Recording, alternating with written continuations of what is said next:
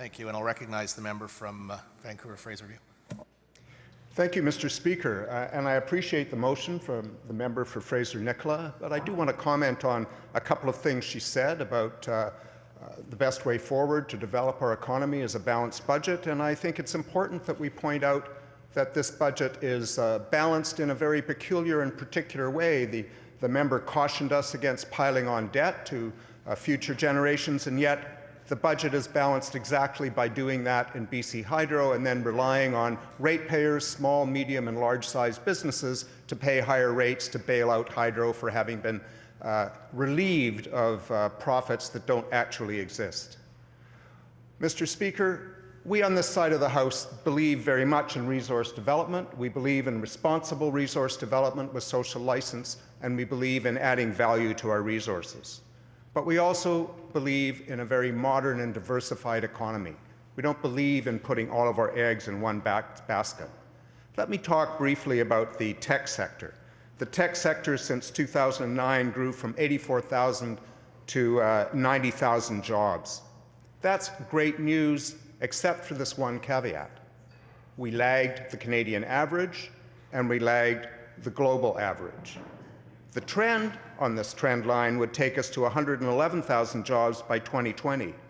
But the tech sector representatives tell us there's a tremendous opportunity here, that we could actually grow to 142,000 jobs if we did certain things, that we could double the tech sector's share of GDP from 8% to 16%. Some of the steps they identified were expanding access to capital.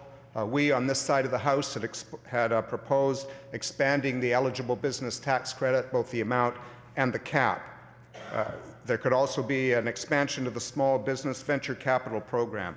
This helps small companies grow to medium-sized companies, and it helps to attract more capital.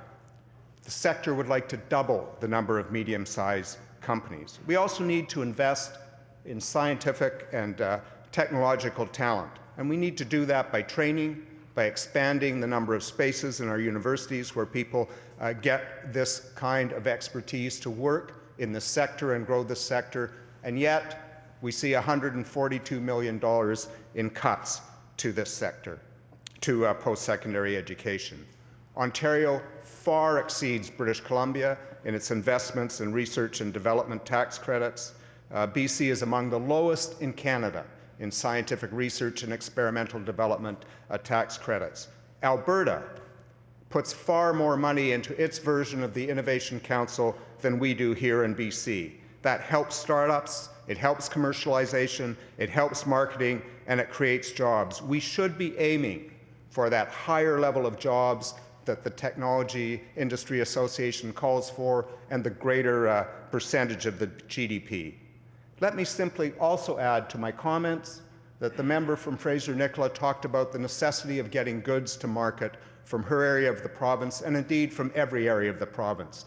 And that is why I scratch my head in wonder that despite an agreement 5 years ago from the Liberal government to work with the mayors to create a funding program, a funding proposal for TransLink to increase transit in the Lower Mainland and relieve congestion, we still have delay upon delay upon delay, while estimates say that this is costing the entire economy of British Columbia up to $1.5 billion a year. If we really want to get goods to market and we really want to develop the BC economy, we need to deal with the structural inhibitions of congestion in the Lower Mainland that are slowing down development and slowing down our export capacity.